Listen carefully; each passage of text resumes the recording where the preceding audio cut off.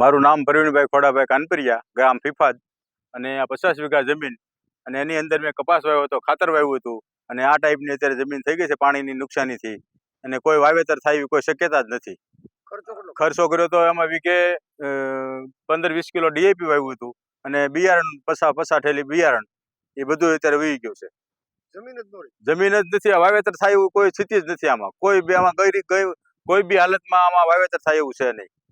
સરકાર પાસે એવી અપેક્ષા છે કે અમને કંઈક આ રોજી રોટી મળે એવું કંઈક આપે, અને એની કાંઈ સહાય આપે તો વધારે સારું. સાહેબ, આ અમારે ફીફાદ ગામની અંદર વર્ષો વર્ષ આવી જ રીતે થાય છે, અને આ વર્ષે તો 2015 કરતાં વધારે નુકસાની થઈ છે.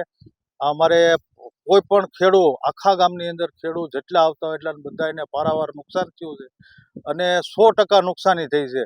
ખાલી બિયારણ અને ખાતરની નુકસાની નથી, જમીનનું ધોવાણ એ ટાઈપનું થયું છે કે કાયદેસર એની અંદર આ તમે પાછળ જુઓ તો એની અંદર તમને કાયદેસર ખબર પડે કે આની અંદર કેટલું ધોવાણ થયું છે. અને બધાએ કોઈ નુકસાનીનું કોઈ આંકડો લઈએ કે એવી કોઈ નુકસાની એનું ઓલું નથી કે નુકસાની કેટલી છે.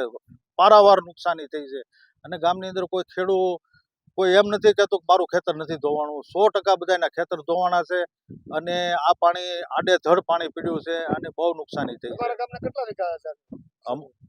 અમારા ગામની ટોટલ જમીન 3000 વીઘા જેવું હોય છે.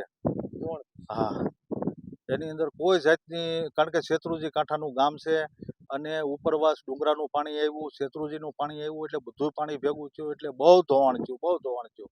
આવું ધોવાણ એકેય વર્ષ નથી થયું. 1982માં ધોવાણ થયું હતું, પછી 2015માં ધોવાણ થયું હતું મોટું.